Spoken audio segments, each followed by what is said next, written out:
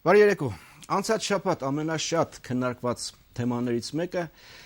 էթիկան էր, պատգամավորական էթիկան։ Խոսքը մեր դեպքում վերաբերում էր ազգային ժողովի էթիկայի հանձնաժողովին, ավելի ճիշտ այդ հանձնաժողովի ձևավորման կարգին, մյուս դեպքում հենց իրենց պատգամավորների էթիկային։ Սա երկրի հարցը ծրագիրն է, ծրագրի հովանավորը Սանդորա Ապրանքանիչն է։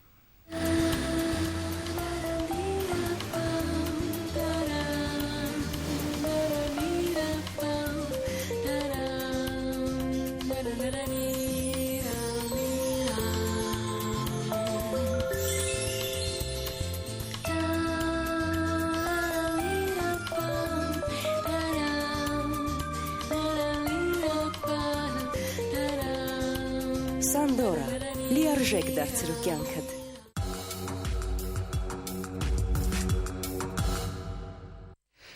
Երկրի հարցը ծրագրում այսօր բանավեճ է սպասվում։ Մեր հյուրերն են ազգային ժողովի էթիկայի հանձնաժողովի նախագահ Նիկոլ Փաշինյանը եւ ազգային ժողովի պետաիրավական հարցերի մշտական հանձնաժողովի նախագահ Դավիթ Հարությունյանը։ Բարի երեկո։ Մինչև իմ հարցերին եւ ձեր բանավեճին անդրադառնալը մեկ դիտարկում ընդհանրապես բանավեճերը մեր պրակտիկայում, հեռուստատեսային պրակտիկայում առանձնապես շատ չեն, որակյալ բանավեճերը առավել քիչ են, շատ որոշ դեպքերում այս բանավեճերը վերածվում են աղմուկի, երբ երկու հյուրերը խոսում են միաժամանակ եւ հնարավորինս բարձր, վարողը փորձում է հանգստացնել, կառավարել իրավիճակը, սպասեք եւ այլն եւ այլն։ Ես հուսամ, որ մեր այսօրվա ծրագիրը բանավեճը ձեր կլինի այսպես մեծ ցանկության դեպքում կարող ենք ասել դասական օրինակելի, օրինակ։ Եվ ներողություն այդ երկար պատմությունը կարող եք չպատմել, որովհետև կարող եք համոզված լինել, որ այսօր կունենանք որակյալ բանավեճ եւ կունենանք փաստարկներ, այնպես որ համոզված եղեք, որ այսօրվա դեպքը այդպեսին չի լինի։ Այսինքն չեմ կարծում, որ որևէ մեկը եկել այստեղ աղմկելու։ Շատ լավ, շնորհակալ եմ։ Իմ խնդիրը նաև ձեզ հավասար պայմաններ տրամադրելն է, հավասար ժամանակահատված, դրա համար մի այսպիսի սարք ունենք եւ սա մեկ անգամը 1 րոպե 10 վայրկյան, եթե համաձայն եք, որ յուրաքանչյուրը մեկ հարցի պատասխանի ժամանակ օգտագործի այդքան րոպե, այդքան ժամանակահատված, ուրեմն սկսենք։ Պարոն Հարությունյան, ձեզնից սկսենք, քանի որ ձերն էր նախաձեռնությունը ազգային ժողովի էթիկայի հանձնաժողովի ձևավորման կարգը փոխելու, օրենսդրական նախաձեռնությամբ հանդես եկաք, ինչ էր տեղի ունեցել, ինչու առաջացավ նման անհրաժեշտություն։ Ընդհանրապես նման անհրաժեշտություն առաջացել էր առաջին իսկ պահից, երբ պարզ դարձավ, որ խորհրդարանում կա մի խմբակցություն, որը ոչ ընդդիմություն է, ոչ իշխանություն, որովհետև ի սկզբանե երբ օրենքը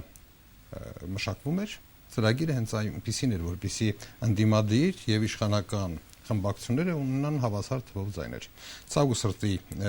այդպես չեղավ, այսինքն մեր կանխատեսումների մեջ չէր մտնում, որ նման խմբակցություն կարող է առաջանալ։ Խմբակցություն առաջացումից հետո խնդիրը առկա էր։ Իհարկե, այդ խնդիրը կարելի էր անտեսել եւ կարծես թե հանձնաժողովի աշխատանքը այն ուղով էր ընթանում, որ դրա կարիքը չի լինի։ Այնուամենայնիվ վերջին իրադարձությունները ցույց տվեցին, որ թերևս հավասարակշռությունը վերականգնելու անհրաժեշտություն կա եւ նախագիծը ներկայացնելը պայմանավորված էր հենց այդ հանգամանքով։ Շնորհակալություն։ Դուք ինչ եք կարծում, կար նման անհրաժեշտություն։ Ես նախ խնդիրը հետեւյալն է, ես չեմ կարծում, որ պարոն Հարությունյանի համար նորություն պիտի լիներ, որ խորհրդարանում լինելու են ընդդիմադիր եւ ոչ ընդդիմադիր պատգամավորներ, խմբակցություններ։ Ամբողջ խնդիրն այն է, որ երբ որ կանոնակարգի տվյալ փոփոխությունները ընդունվել է, հենց խորհրդարանում պարոն Հարությունյանը եղել է հիմնական զեկուցող եւ նա զեկուցել է խորհրդարանին, որ իրենք ուզում են ստեղծել մի այնպիսի իրավիճակ, որ լինի ընդդիմադիր եւ ոչ ընդդիմադիր խմբակցությունների ձևավորվի էթիկայի հանձնաժողովը, այնպես որ չէր կարող անկանխատեսելի լինել, այսինքն պարոն Հարությունյանն ինքը ներկայացրել է, որ էթիկայի հանձնաժողովը պետք է կազմված լինի ընդդիմադիր եւ ոչ ընդդիմադիր խմբակցություններից եւ հանկարծ հայտարարում է, որ զարմացած է, որ խորհրդարանում կան ընդդիմադիր եւ ոչ ընդդիմադիր խմբակցություններ։ Որևէ նորություն այդտեղ չէր կարող լինել։ Նորությունը այլ բան էր, կարծում եմ, որ հանրապետական մեծամասնությունը եւ ընդհանրապես հանրապետական իշխանությունը շատ է այսպես սովորել մի իրավիճակի, որ ամեն ինչ բացարձակապես ամեն ինչ իր հսկողության տակ է, եւ երբ որ տեսնում է կա մի իրավիճակ, որը դուրս է իր իրավիճակից, դուրս է իր հսկողությունից, փորձում է անմիջապես հսկողության տակ վերցնել այդ իրավիճակը։ Շնորհակալ եմ։ Ես կարծում եմ, որ երևի ուշադիր չեղաք, ես չասցի, որ զարմացած եմ, որ խորհրդարանում կան ընդդիմադիր եւ ոչ ընդդիմադիր։ Ես ասացի, որ խորհրդարանում կան ոչ միայն ընդդիմադիր եւ ոչ միայն իշխանական, այլ կա նաեւ կուսակցություն, որը ոչ այսպեսին է, ոչ խմբակցություն, որը ոչ այսպեսին է, ոչ այնպեսին։ Իդեպ ասած, երբ ի սկզբանե նախատեսվում էր օրենքը, մենք ենթադրում էինք, որ լինում են երկու տիպի խմբակցություն, ինչպես դասական խորհրդարանում, կամ ընդդիմադիր, կամ իշխանական, որոնց անվանում էինք ոչ ընդդիմադիր։ Իրավիճակը այլ էր, եւ հիմա խնդիր առաջացավ հավասարեցնելու իշխանություն ներկայացնող խմբակցությունին եւ ընդդիմադիր խմբակցությունին։ Խնդիրը շատ պարզ է։ Շատ լավ։ Հիմա եթե այս առողջությամբ արձագանքելու Հարությունյանը իր ժամանակը ամբողջությամբ չի ցանկանում օգտագործել, խնդրում եմ ինձ այդ հնարավորությունից մի զրկեք։ Չէ, ես հնարավորություն միտքը նախորդ կիսատ մնաց։ Մի րոպե։ Ես բանավեճի եմ եկել, որովհետև ասելիք ունեմ Հարությանը ասելու եւ բանավեճի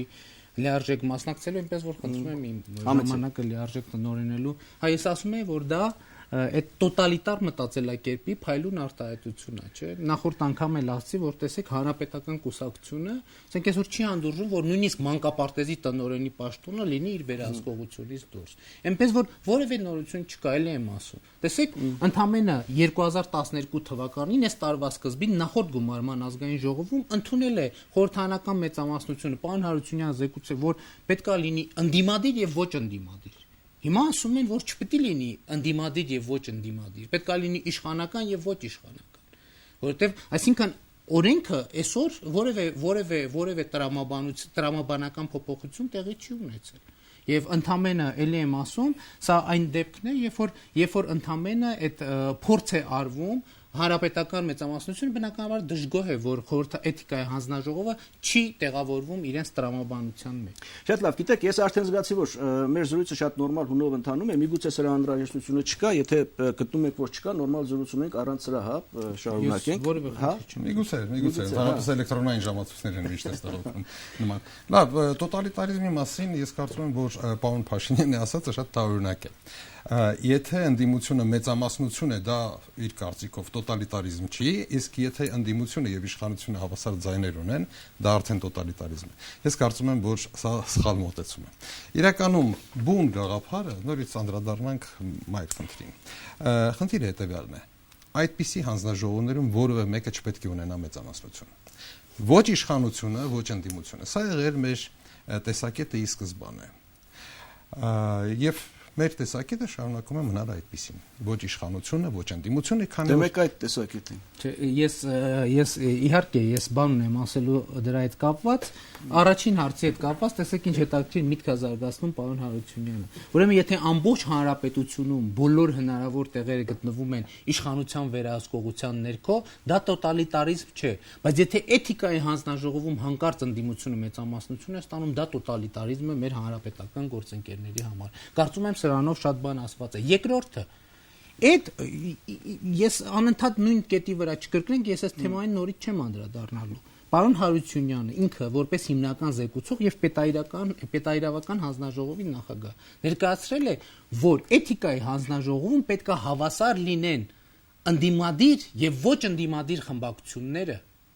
Հասկանում եք։ Հիմա ինչ ա եղել։ Իրենց ընդունված օրենքի շրջանակներում ընդդիմադիր եւ ոչ ընդդիմադիր խմբակցությունները հավասար են։ Ինչու՞մ է խնդրեմը։ Իրանք են այդ տրամաբանությունը, բանը, այստեղ խնդիրը գիտեք ինչի մեջ է։ Իրենք ցանկացած տրամաբանություն, երբ որ ընդունում են, իրենք ներքին համոզմունք ունեն, որ ամեն ինչ իրենք այդ տրամաբանության շրջանակներում էլ հարցերը կկարգավորեն, ամեն ինչ իրենց հսկողության տակ կլինի, բայց երբ որ դա չի ստացվում, իրենք հետադարձ ասում են, վայ, բանա փոխվի։ Նայեք, նախ հանրապետության մասին խոսել, ընդհանրապես իրականում այ ժողովրդավարությունը դա է։ Ով իշխանության է հասնում, նա ունի մեծամասնություն եւ խոսել այս պարագայում տոտալիտարիզմի մասին սխալ է, սա հենց ժողովրդավարությունն է, ընտրությունների միջոցով ունենալ մեծամասնություն խորհրդարանում եւ իրականացնել իշխանությունը։ Եվ ընտրությունների միջոցով ներողություն եմ խնդրում 10 հոգու փողոցում գնդակահարել, դա է ժողովրդավարություն։ Եթե մեր բանավեճը այս ոճով է ընթանալու, ես վստահ չեմ, որ այն կլինի արդյունավետ։ Դրա համար, երբ մենք խոսում ենք 10 հոգու մասին, սա արդեն շահարկում է։ Մենք խոսում ենք հարցիության մասին եւ ես առաջարկում եմ, որպեսզի դուք այլ փաստարկներ չօգտագործեք, որովհետեւ Տպավորությունը բնականաբար կստեղծվի, որ դուք իրականում փաստարկ չունեք, երբ սկսում եք խոսել մարտի 1-ից, երբ մենք քննարկում ենք էթիկայի հանձնաժողովը եւ օրենսդրությունը։ Հիմա անդրադառնալով բուն խնդրին։ Նայեք, բառախաղի հետևից չընկնենք։ Մենք խոսում ենք շատ պարզ մի իրավիճակի մասին։ Ընդդիմադիր խմբակցությունների թիվը ազգային ժողովում 3-ն է։ Իշխանական խմբակցությունների թիվը 2-ն է։ Ինչքան էլ պարոն Փաշինյանը հիմա չպատմի տարբեր իրավիճակներ, գեղեցիկ խոսքեր, ընդդիմադիր, ոչ ընդդիմադիր եւ այլն, միևնույն է, 3-ը շարունակում է լինել ավելի մեծ, քան 2-ը։ Իսկ եթե հաշվի առնենք, որ Բարգավաճ Հայաստան խմբակցությունը եւս պարզ չէ, նա ոչ իշխանական է, ոչ ընդդիմադիր է, ապա պարզ է դառնում, որ իշխանությունը ունի ընդամենը 2 ձայն, կամ մի խմբակցություն, որը պարզ չէ ինչ է, ավելի շատ իր պահվածքով ընդդիմադիր էր, եւ ընդդիմությունը ունի 3 ձայն։ Մեր նպատակը եղել է շատ պարզ, հավասարեցնել հնարավորությունները, որպեսզի հանձնաժողովը, երբ հավասար են հնարավորությունները, հանձնաժողովը գայթակղություն չի ունենում քաղաքական որոշումներ կայացնելու։ Լինում են քաղաքական բախումներ, բայց այնուամենայնիվ հավասարակշռությունը ստիպում է մարդկանց պահել ավելի զուսպ։ Բայց ձեր ներկայացրած առաջին տարբերակով ոչ թե այդ հավասարակշռությունն էր պահպանվում, այլ հանրապետականը ավելի շատ էր ունենում։ Իշխանությունը ավելի շատ էր ունենում, այդպես էր, չէ՞, առաջին տարբերակը փոփոխությունների։ Ես այնուամենայնիվ կարծում եմ, որ այդ ժամացույցի կարիքը կա, որովհետև ես ուղղակի չեմ ուզում ընդհատել, բայց պետք է։ Սա առաջինը, ես անդրադառնամ նաև ձեր հարցին կպատասխանեմ, երբ որ պարոն Հարությունյանը խոսում էր, որ սա ժողովրդավարությունն է։ Չէ, ես ինքը էթիկայի հանձնաժողովի մասին չէր խոսում, երբ որ ես մարտի 1-ը հիշեցինք, ասում էր, որ սա ժողովրդավարությունն է, երբ որ մենք ընտրությունների միջոցով ամբողջ հանրապետությանը տիրապետում ենք։ Ես ցույց տվեցի հանրապետական կուսակցության անցկացրած ազատ արդար ճակերտավոր թափանցիկ ընտրությունների մոդելը, ցույց տվեցի այն ճանապարհը, որով նրանք տիրապետում են ամբողջ հանրապետությանը։ Երկրորդը, պարոն Հարությունյանի ներկայացրած նախագծով էթիկայի հանձնաժողովը չէր կարող աշխատել։ Դա ոչ թե էթիկայի հանձնաժողովի Առաջի տարբերակը։ Այո։ Ոչ թե էթիկայի հանձնաժողովի աշխատանքը կարգավորելու, այլ էթիկայի հանձնաժողովի աշխատանքը կազմալուծելու նախագիծ էր։ Ինչու՞։ Որովհետև պարոն Հարությունյանի ներկայացրած տարբերակով ստացվում էր, որ եթե կամ իշխանությունից կամ ընդդիմությունից որևէ մեկը որևէ որոշման կողմ չքվեարկի, այդ որոշումը չի կարող ընդունվել։ Սա նշանակում էր ուղղակիորեն քաղաքականացնել էթիկայի հանձնաժողովի աշխատանքը եւ նշանակում էր առաջնորդնել ոչինչ ոչ քեզ սկզբունքով։ Հանրապետականը տեսնելով, որ չի կարող ղանում հարցեր լուծել, առաջնորդվեց կասեցնելու, կազմալուծելու մեթոդաբանությամբ։ Այս ժամանակի հաշվին է, խոսում պարոն Փաշինյան, լավ։ Ոչինչ խնդիր չկա, ես կարծում եմ։ 10 վայրկյան զիջում։ Նայեք, զիջման կարիք էլ չկա։ Մարտի 1-ի հետ կապված ես առաջարկում եմ այլևս շարունակել այդ թեման մի պատճառով, որովհետև ստիպված կլինեմ անդրադառնալու թե ով էր այդտեղ շահարկում, ով էր դրթում, ով էր բորբոքում, եւ ես չեմ կարծում, որ սա արդյունավետ խոսակցություն է, նորից եմ կրկնում այս կոնտեքստում։ Ներողություն, ես դեմ չեմ։ Եթե դուք ասելիք ունեք այդ թեմայով, ես բացարձակ դեմ չեմ։ Չեմ կարծում, որ այսօրվա թեման է դա եւ առաջարկում եմ դուք։ Որ ես վախեցա այդ թեմայից, ես որևէ խնդիր չունեմ։ Ուզում եք մի հաղորդում էլ անենք մարտի 1-ի թեմայով։ Ես կասկած չունեմ դրանում, որ դուք ցանկություն ունեք գնալու այդ ուղղությամբ։ Ինչու՞, բայց ես կարծում եմ, որ առիթ կունենանք այսօր խոսելու մի շարք այլ կարևոր խնդիրների մասին եւ օրենքների խախտումների մասին, որ տեղի են ունեցել ձեր կողմից, այնուամենայնիվ, երբ դուք ասեք, որ իշխանությունը կունենար ավելի շատ ձայն, ոչ։ Առաջարկվող օրենքը այդպեսին չէր։ Առաջարկվող օրենքով իշխանությունն ուներ 4 ձայն այդ հանձնաժողովում, իսկ ընդդիմադիր եւ ոչ ընդդիմադիր իրեն հայտարարած խմբակցությունը, որ իր էությամբ ընդդիմադիր է, որտեղ նա դեմ է քվեարկել բյուջեին, իսկ դա է որպես կանոն շատ երկրներով հենց դա է չափանիշը, մենք ունենայինք հավասար ցվով ձայներ։ Ինչ վերաբերում է, որ յուրաքանչյուր որոշմանը պետք է առնվազն մեկ կողմ լիներ, թե ընդդիմադիր, թե իշխանական խմբակցությունից հակառակը, սա խոսում է դրա մասին, որ որոշումները պետք է լինեն հավասարակշռված։ Նախ այն մասին, որ ես ասեմ, որ պարոն Հարությունյանը ասում է, որ այդ այլընտրանքային խմբակցությունը էությամբ ընդդիմադիր է, ես չեմ կիսում այդ տեսակետը, մենք կապրենք առաջիկայում կտեսնենք, թե ինչ զարգացումներ կունենան։ Երկրորդը ես ուրիշ բան եմ ուզում, այնուամենայնիվ ուզում եմ վերադառնալ այն թեմային, որից սկսվել է մեր բանավեճը։ Պարոն Հարությունյանը, գիտեք, ամսի 7-ին դեկտեմբերի 7-ին արել է հայտարարություն եւ այդ հայտարարության մեջ ոչ միայն ես խնդրում եմ ուղղակի այստեղ դետալները կարեւոր են, որ էթիկայի հանձնաժողովի նիստը նա որակել է ապօրինի եւ այնտեղ կայացրած որոշումները նույնպես որակել է ապօրինի։ Հիմա ես չեմ ալարել, ապօրինի նշանակում է օրենքի կոնկրետ հոդվածների կոնկրետ խախտումներ։ Ես չեմ ալարել, ինձ հետ բերել եմ ազգային ժողովի կանոնակարգը, չեմ ալարել, ինձ հետ բերել եմ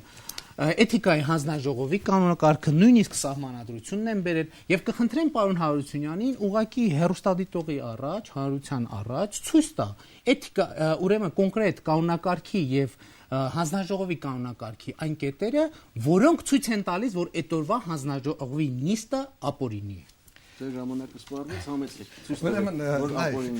պարոն Փաշինյան, իհարկե շատ դժվար է իրավաբանին ոչ իրավաբանի հետ բանավիճել, բայց կփորձեմ պարզ բացատրել, թե ինչու՞մն է խնդիրը։ Կա առանձնահատկություն, պարոն Փաշինյան, որպես հանձնաժողովի նախագահ ոչ թե ես դες պետք է ցույց տամ, թե դուք ինչ եք խախտել։ Դուք իրավունք ունեք անել այն, ինչ գրված է այստեղ։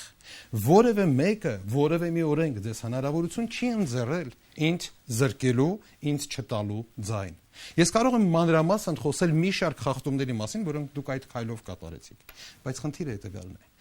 Ձեզ թված, որ եթե դուք հանձնաժողովի նախագահ եք, ուրեմն դուք ունեք անսահման իշխանություն, եւ դուք փորձեցիք այնքան տարածական մեկնաբանել նիստի բնականon ընթացքը ապահովել, որ որոշեցիք ձեզ նման իրավունք տրված է։ Բայց ժողովրդավարությունը, իդեպ ասած, ես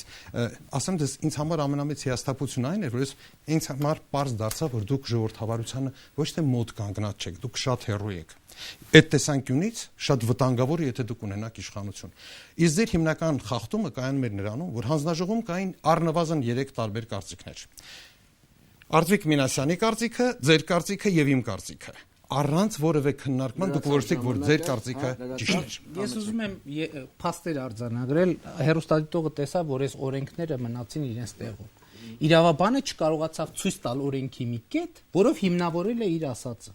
Եվ երբ որ պարոն Հարությունյանն ասում է իրեն ինձ թվացել է, որ ես որ հանձնաժողովի նախագահ եմ, ունեմ անսահմանափակ իշխանություն, ոչ պարոն Հարությունյանին է թվում, որ ինքը հանրապետական կուսակցությունից է եւ Սերժ Սարգսյանի մերձավորներից, այդ ինքը ունի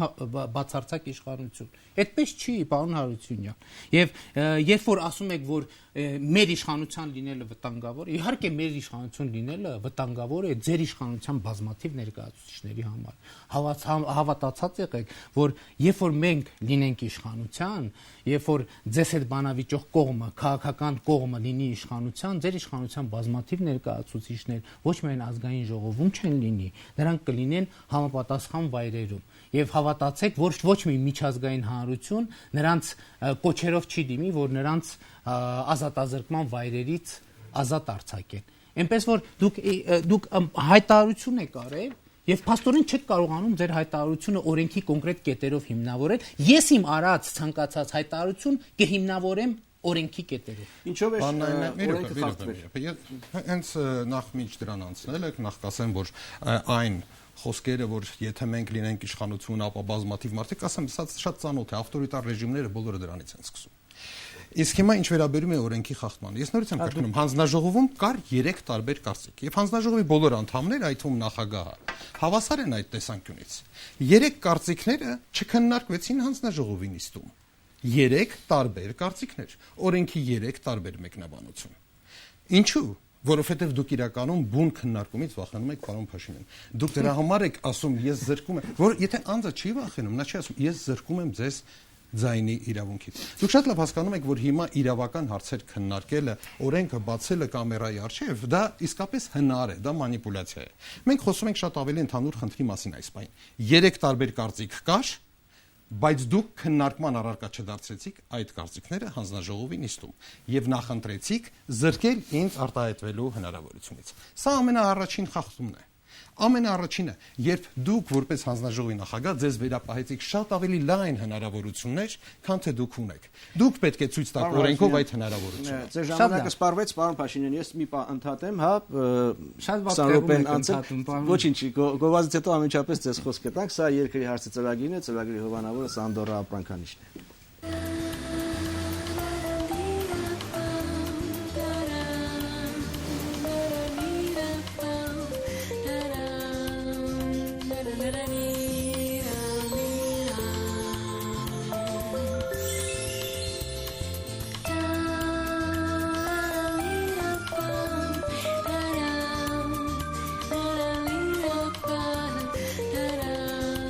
Սանդորա, լիարժեք դարձրու կյանքդ։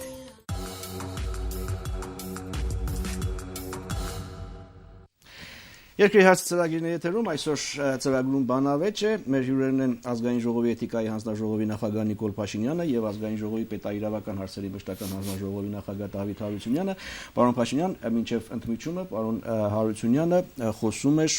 այն մասին, թե ինչու եք, ինչպես եք խախտել օրենքը, ճիշտ եմ, չէ՞, դեկտեմբերի 7-ի նիստի մասին։ Նախ պարոն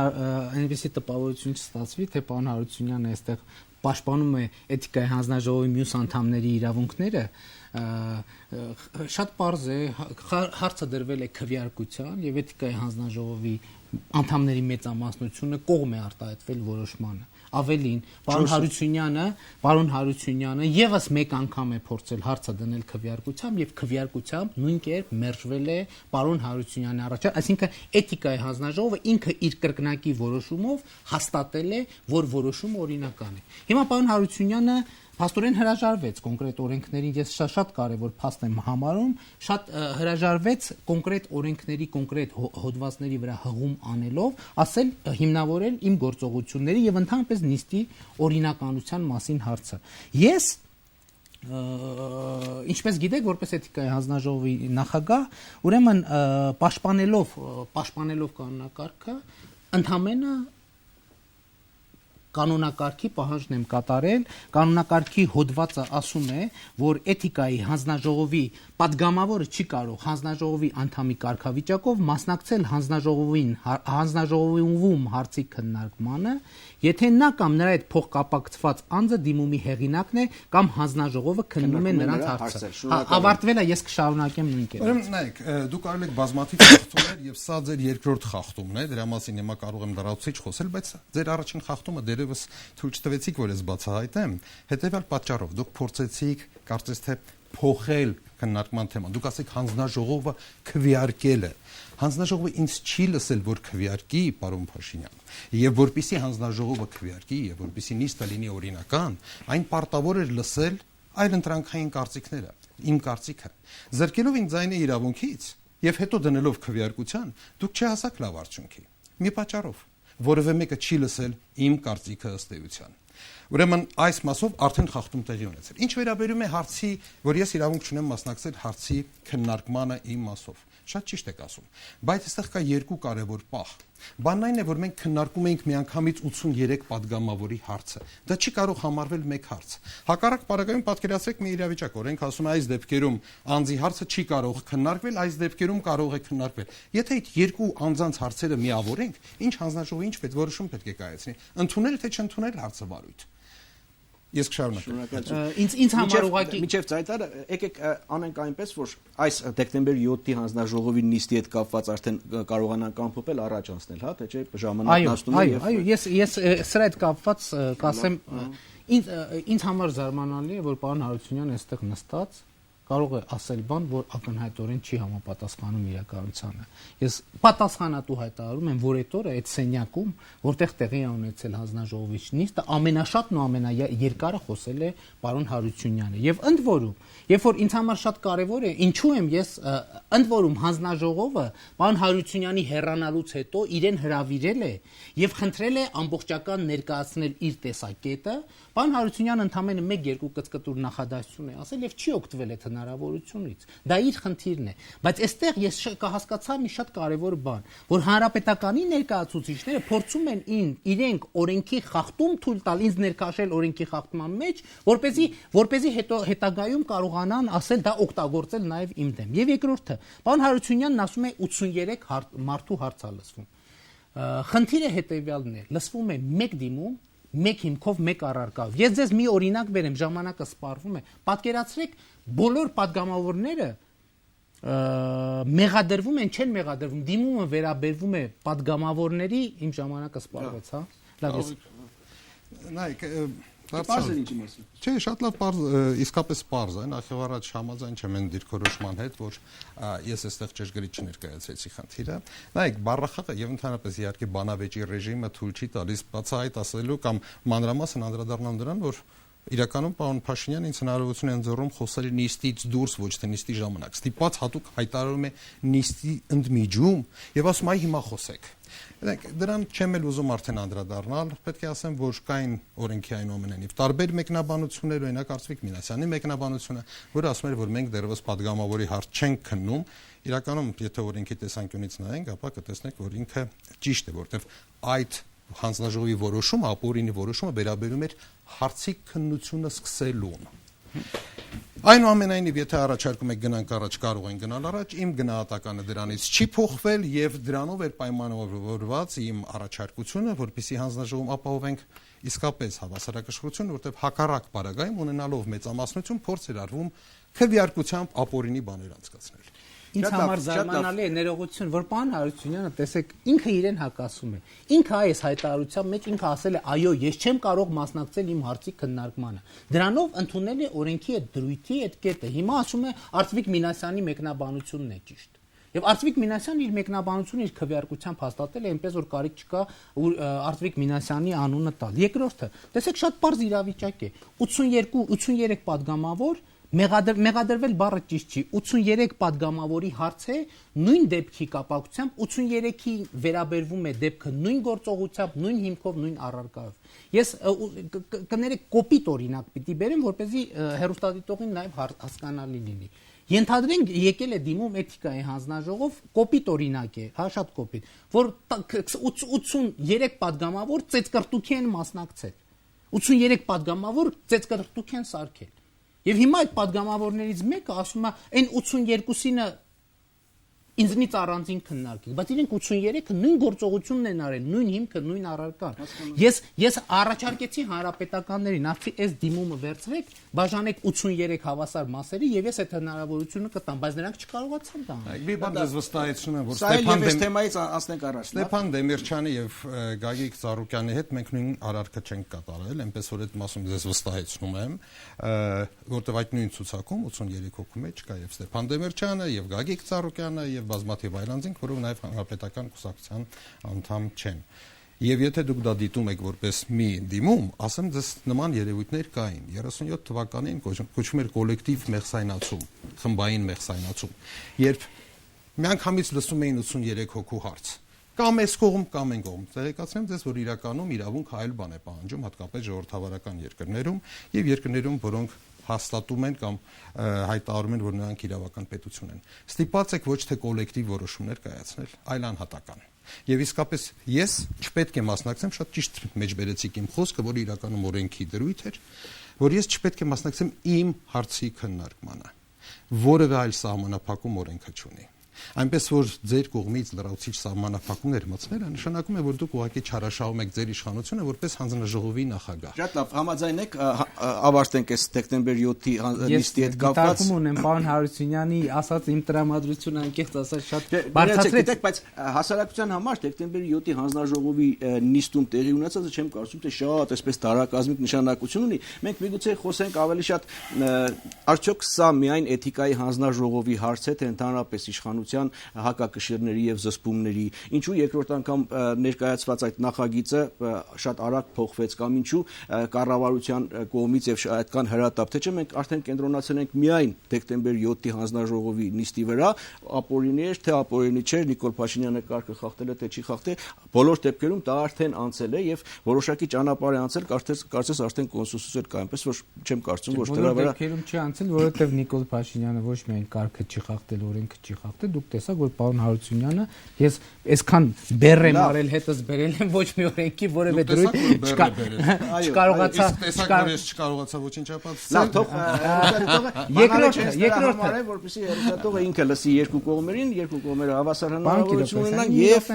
ես էլ մի բան ասեմ։ Բայց անընդհատ դուք եք ասում, ես ինչ եմ մենք համեցեք ասեք։ Չէ, ես ուղղակի ուզում եմ ասել, որ շատ զվարճալի էր, որ Դավիթ Հարությունյանը այստեղ իմ ներկայությամբ խոսում է 37 թվի մասին։ Էլի պիտի ասեն շահարկում, հա, սա խոսում է այն քաղաքական գործիչը, հա, որի ստեղծած ըստ էության դատական համակարգը մարդկանց խմբերով բանտերներ ուղարկում, հասկանում եք ինչի մասին է խոսքը։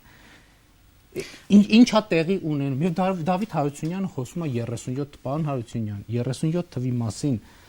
կարծում եմ Հայաստանի Հանրապետությունում շատ քիչ մարդիկ են այնքան ամբողջական տեղեկացված եւ այդքան գործնական ջանքեր կիրառել դա Հայաստանում գործադրելու համար, քան դուք եք։ Գոնե դուք 37 թվից Անշուշտ ես հասկացա, որ հենց որ դες հնարավորություն է տրվում այսքան իշխանություն ունենալու,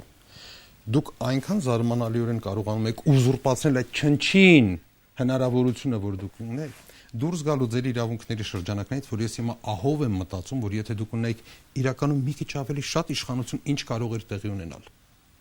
Այնպես որ ես հասկանում եմ, որ դուք ինձ պետք է մեղադրեք որպես ընդդիմություն։ Ես ընդհանրապես ամրագրում եմ փաստը։ Դեպքում դուք եք ընդդիմությունը, հենց որ մեղադրեք։ Ես ընդդիմություն չեմ, փոքրամասնություն եմ։ Էթիկայի հանձնաժողովի ընդդիմություն։ Հասնենք առ, սկզբում ներկայացվեց մի նախագիծ, տարբերակ,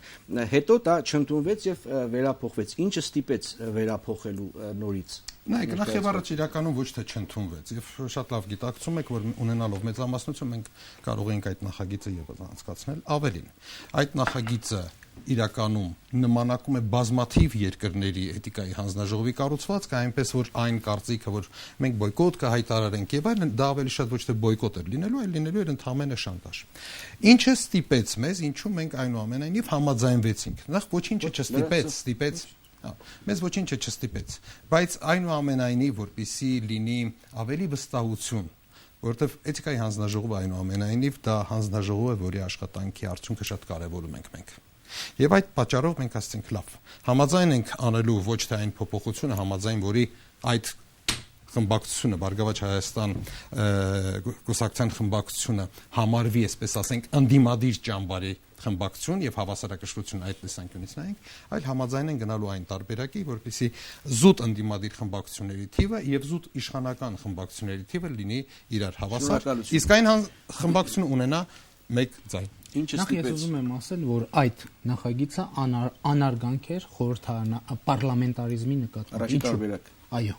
որովհետև պարոն Հարությունյան ամսի 7-ի նիստից հետո հայտարարություն է անում, օրենքի նախագիծ է գրում, եւ օրենքի նախագիծը կառավարության նիստում հավանության է արժանանում եւ մտնում է արտահերթ նիստի օրակարգ առանց խորհրդարանական որևէ ձևաչափով քննարկվելու։ Եվ ընդ որում, եթե այդ նախագիծը այդքան դարակազմիկ կարևոր է, դրանից հետո պարոն Հարությունյանը թողնում մեկնում է արտերկիր ու քննարկմանը ընդհանրապես չի մասնակցում։ Եվ ըստ էության խորհրդանի պետաիրավական հանձնաժողովի նախագահը կառավարության միջոցով խորհրդանի արտահերթ նիստի օրակարգ է մտցնում մի նախագիծ, որը խորհրդանում բացի իրենից եւ մյուս հեղինակ Արփինե Հովանիսյանից որևէ մեկը չի քննարկել, այսինքն ոչ մի հանձնաժողովի դրական եզրակացությանը չի արժանացել։ Սա առաջինը։ Ինչու չընդունվեց, որտեղ ընդդիմությունը շատ պարզ ասեց, որ մենք այդ էթիկայի հանձնաժողովին չենք մասնակցի։ Այսինքն եթե ձեզ պետք է հերթական իշխանությանը պետք է հերթական անդեմ անողնաշար հանձնաժողովը, մենք չենք մասնակցի դրա աշխատանքներին եւ իշխանությունը հասկացավ, որ ինքը ըստ էության այդ օրենքի նախագիծը ընդունելով երբ որ ընդդիմությունը չմասնակցի այդ հանձնաժողովի աշխատանքներին, այդ հանձնաժողովը ուղղակի չի կարող աշխատել։ Շատ լավ, այս հարցը կապված ունեք, հա, շատ པարզ ուղղակի այնինչ օրինական է, դա չի կարող համարվել անարգանք խորհրդարանի հանդեպ, սա նախատեսված է մեր կանոնակարգ օրենքով, եւ մենք օգտվել ենք մեր հնարավորություններից կանոնակարգ օրենքով։ Ուրախ եմ, որ դուք այդ պահին չէիք ղեկավարում որևէ նիստ, որպեսզի մեզ արգելեիք օրինական մեր իրավունքները իրականացնելու համար։ Լավ, անցնենք հաջորդ հարցին, հա։ Շատ կարճ ռեպլիկի կարգով համից։ Ես ուշադրություն դարձրեք, որ խորհրդարանի ներքին, ըստ էության ներքին հարց համարվող խնդիրը խորհրդարանի падգամավորները տանում են կառավարություն եւ կառավարության միջոցով բերում են ազգային ժողով եւ ես իմ ելույթում կարծում եմ արդարացիորեն ներողություն ինքս ինձ ցիտելու համար ասացի, որ փաստորեն հանրապետական մեծամասնությունը կառավարությանը տղա է բերել էթիկայի հանձնաժողովին։ Լավ, կարծում եք սա ունեք նայեք, դարձյալ անհետաքրքիր հարցեր են հերոստատիտողի համար, բայց կարող եմ ասել ընդհանրապես հետեւյալը, ունենալով մեծամասնություն, մենք միշտ կարող ենք հավաքել 1/3 ստորագրություն եւ անմիջապես անցկացնել դրանից հետո նիստ։ Որևէ բան չէր փոխվում։ Սա կարծում եք ընդհանրապես եւ միայն էթիկայի հանձնաժողովի հավասարակշռվածության հարց է, թե խնդիրը ավելի խորքային է իրականում։ Եթե խնդիրը լիներ ավելի խորքային, ապա բնականաբար փորձ կարվել ապահովելու իշխանական մեծամասնություն։ Օրինակ օգտագործել Դոնտի բանաձև, ասեմ, որ բազմաթիվ շատ ժողովրդավարական համարվող խորհրդարաններ օգտագործում են նման մոտեցումը։ Նույն Եվրոպայի խորհրդի խորհրդարանական վեաժողովի էթիկայի հանձնաժողովը, չէ, մյուս հանձնաժողովները ձևով են ձևավորում։ Դոնտի բանաձև օգտագործում են նախագահների տեղերը բաշխելու համար, բայց օրինակ էթիկայի հանձնաժողովը Եվրոպայի խորհրդի խորհրդարանական վեաժողովի կառուցված է հենց Դոնտի բանաձևի սկզբունքի վրա, ինչը նշանակում է մեծամասնություն ունի մեծամասնություն, փոքրամասնությունը խորհրդարանական ունի փոքրամասնություն այդ հանձնաժողովում։ Մեր կարծիքով իշխանության կարծիքով դա լավագույն մոդելը չէր Հայաստանի համար։ Դա վստահություն չներշնչող մոդել էր եւ պետք էր ընտրել այլ ճանապարհ։ Ես ուրախ եմ, որ մենք շարունակում ենք մնալ նույն դիրքորոշմանը եւ գնում ենք հավասարակշռության օգտին քվեարկելով եւ գնալով հենց այն ուղղությամբ, որպեսզի լինի կոնսենսուս,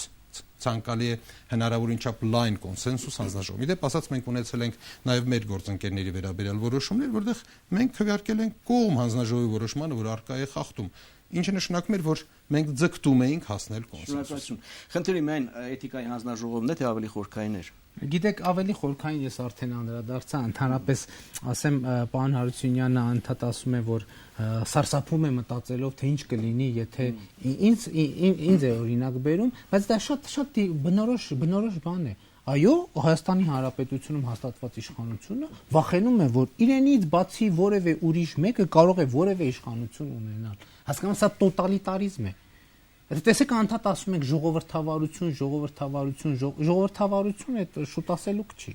Ժողովրդավարությունը իշխանության փոփոխություն է ընտրական ճանապարհով։ Ես էլի եմ ասում, տեսեք, Հայաստանի Հանրապետության որևէ ընտրությունում ընդդիմությունը երբեք չի հաղթել։ Ժողովրդավարությունը այն է, երբ որ որևէ ընտրությունում ընդդիմությունը կհաղթի եւ ընդդիմությունը կգա իշխանության։ Բայց կոնկրետ էթիկայի հանձնաժողովը, գիտեք, երբ որ կա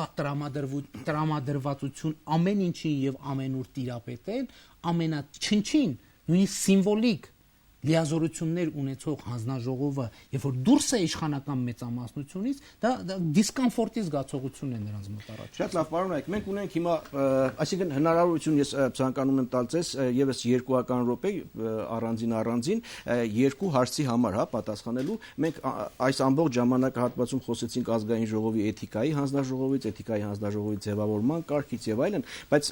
նաեւ չենք կարող չանդրադառնալ հենց падգամավորների էթիկային կոնկրետ երկու դրվագով, երկու դեպքով, հա, մեկ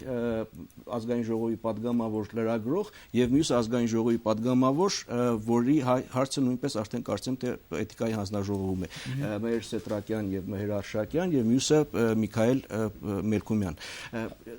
Գնահատական ներողություն, ես որպես տվյալ դեպքում էթիկայի հանձնաժողովի նախագահ ասեմ, որ քանի որ հարցերը գտնվում են էթիկայի հանձնաժողովի վարույթում, կարծում եմ պարոն Հարությունյանը նույնպես դրա հետ կհամաձայնվի, հիմա որևէ տեսակետ արտահայտելը դրա բովանդակային քննարկման անցնելը ճիշտ չի։ Երկուսն էլ արդեն էթիկայի հանձնաժողովում են հարցերը։ Ոչ, երկուսն էլ որը հարցերի մասին ասում։ Երկուսը մեկը լրագրող ազգային ժողովի падգամավոր, ծնոտի հայտի ծնոտի պատմությունը։ Արդեն ես կարող եմ ասել, որ տվյալ խնդրի հետ կապված արդեն դիմում կա էթիկայի հանձնաժողովում, այնպես որ եւ մյուս դեպքի հետ կապված կարող են լինել դիմումներ։ Ես նկատի ունեմ, որ կարծես թե մենք հանձնաժողովում էլ պայմանավորվել ենք, որ նմանատիպ դեպքերի վերաբերյալ, որոնք արդեն գտնվում են էթիկայի հանձնաժողովի վարույթում կամ կարող են գտնվել, մենք ճիշտ չի լինի, որ մեկնաբանենք։ Մեր գործընկերը ցավոք սրտի ձեր եթերում խախտեց վերջերս այդ մեր պայմանավորվածությունը եւ ասաց, որ իր կարծիքով խախտում եղել է, թեև ինքը չի կարող կարծիք արտահայտել։ Գիտեք, այդ էական չի։ Այնուամենայնիվ չէ, դեր մասին չի խոսքը, այնպես որ ես կպաշտպանեի այդ առումով պարոն Փաշինյանի ասածը, դա հանձնաժողովի ընդհանուր կարծիքն է, որ մենք ձեռնպահ ենք մնում բոլոր այն դեպքերի հետ կապված, որոնք պոտենցիալ կարող է համարվեն խախտում էթիկայի որևէ կարծիք արտահայտելուց, որտեղ մենք դրանով հարվածի տակ կդնեինք հանձնաժողովի հեղինակությունը եւ մեր անաչառությունը։ Իսկ մենք պետք է իրականում նաեւ մեր պահելաձևով, մեր վարքով փորձենք ավելի մեծ հարգանքներ շնչել այդ հանձնաժողովի հանդեպ։ Շատ լավ, հարգում եմ այդ ձեր որոշումը, հա, հանձնաժողովից դուրս չխոսելու, արդեն ավարտենք եւ ես մի փոքր խախտում անեմ, ձեզ մի հարցամ արդեն այս թեմայից դուրս, հա, այսօր մամուլում տեղեկություններ շրջանառվեցին, որ Հայ ազգային կոնգրեսի առաջնորդի տանը հավաք է, ինչ որ մերձավորների շրջապատով եւ պիտի հստակեցվի, տեղյակ եք նման հավաքից։ Գիտեք ինչ, ես որևէ պաշտոնական հավաք տեղի չի ունեցել եւ ազգային կոնգրեսի առաջնորդը ասել է, որ առաջիկա օրերին կհայտարարի իր որոշումը եւ կարծում եմ, որ կհայտարարի։ Շատ լավ, շնորհակալություն հայտնեմ հրավերն ընդունելու համար, շնորհակալություն հայտնեմ նաեւ իսկապես շատ բարեկիրթ քաղաքակիրթ, հա, այսպես բանավեճ անցկացնելու համար։ Այսքանը սա երկրի հարցը ծրագիրն էր, ծրագրի հովանավորը Սանդորա Ապրանքանիշն է։ Լավ մնացեք։